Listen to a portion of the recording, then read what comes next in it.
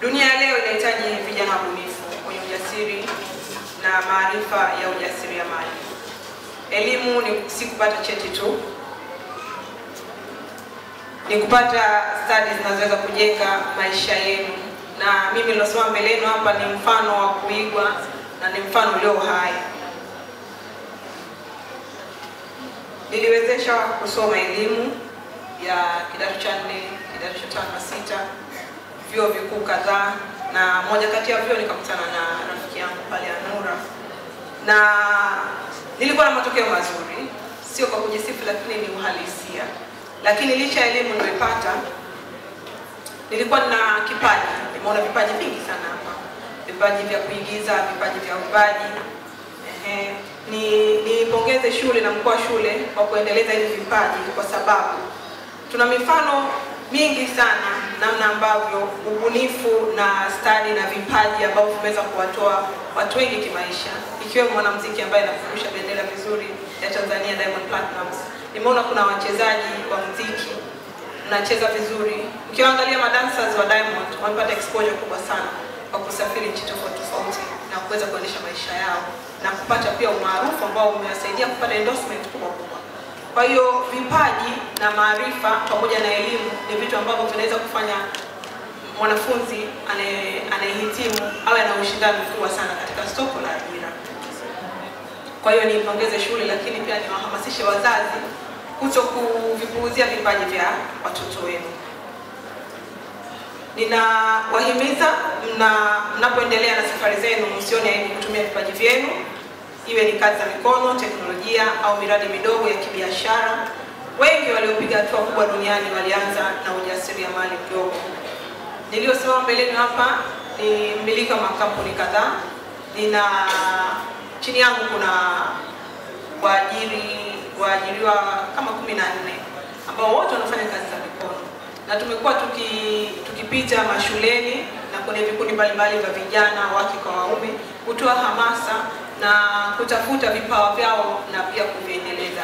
Hata tunaongea na mkuu wa shule hapa, tunaona namna gani ambayo tutakuwa tunaweza kuja kuongea na wanafunzi kuhusiana na vipawa vyao mbalimbali, na kuona namna gani ambayo tunaweza kushikana mikono na kuwasaidia kufika mbali.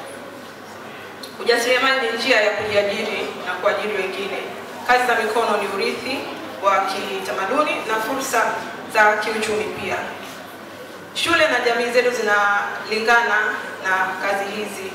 Zinahitaji vijana wenye mtazamo chanya, wanaothubutu na wanaojitolea kwa kile wanachokiamini.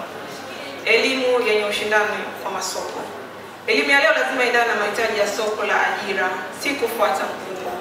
Wazazi na walezi tuwaunge mkono watoto wetu kuchagua masomo na fani zinazokidhi changamoto za karne hii ya 21 ya sayansi, teknolojia, uhandisi, biashara, ubunifu, sanaa na kisiasa. Vijana msione hofu kuchunguza fursa mpya. Programming, ujasiriamali wa kijamii na mbinu endelevu za maendeleo. Hii nitolee mkazo huko mnakoenda katika combination mtakazochukua. Zamani tulikuwa tunachukua combination kwa kupata mfumo, lakini baadaye kadri unapoenda ukishahitimu elimu ya kidato kikubwa na elimu ya sekondari, elimu ya juu, inakuwa vigumu sana kile ulichosomea kwenda kukiapply katika jamii, ama kile ulichosomea kwenda kuajiriwa. Kwa hiyo ningetoa rai kwa wazazi na hata wanafunzi, tukachague combination ambazo zina uhitaji katika soko la biashara, na si kwa kufuata mkumbo kwamba fulani katika rafiki yangu kachukua combination fulani na ukachukua hiyo hiyo.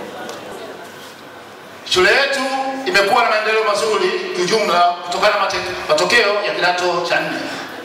Na sasa nitatoa taarifa fupi ya matokeo kuanza mwaka 2021 mpaka 2024. Mweze kuona matokeo yetu mgeni rasmi ambavyo yamekuwa yakiendelea kuwa mazuri mwaka hadi mwaka. Kidato cha 4 2021 ufaulu ulikuwa 97%. Kidato cha 4 2022 ufaulu ulikuwa 97%. Kidato cha 4 2023 ufaulu ulikuwa 98%. Kwa kidato cha 4 2024 mwaka jana ufaulu ulikuwa 98%. Kwa tathmini hiyo tumeona ufaulu wetu umeendelea kuwa ukiongezeka. Tunaamini kwa watoto hawa walichokisema hapa, na tunawaamini mwaka huu ufaulu utakuwa 99%. Si ni kweli? Na maana nidhamu. Nidhamu ni jambo la muhimu sana katika shule yetu.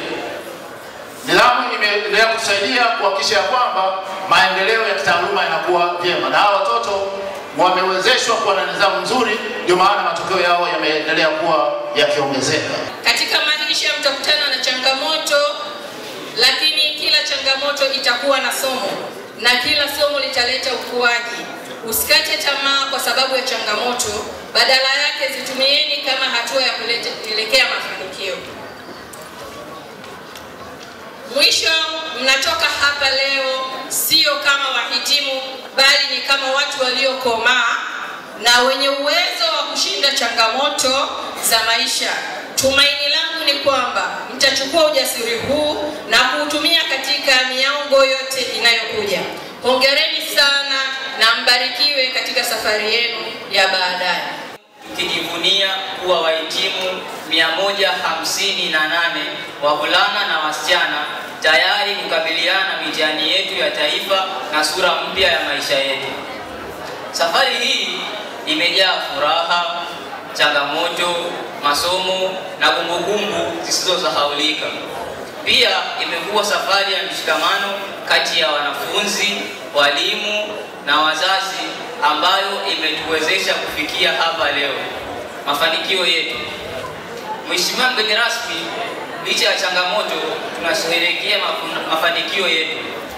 Moja, mafanikio ya kitaaluma. Wanafunzi wengi wameonyesha maendeleo makubwa katika mitihani ya ndani na ya taifa.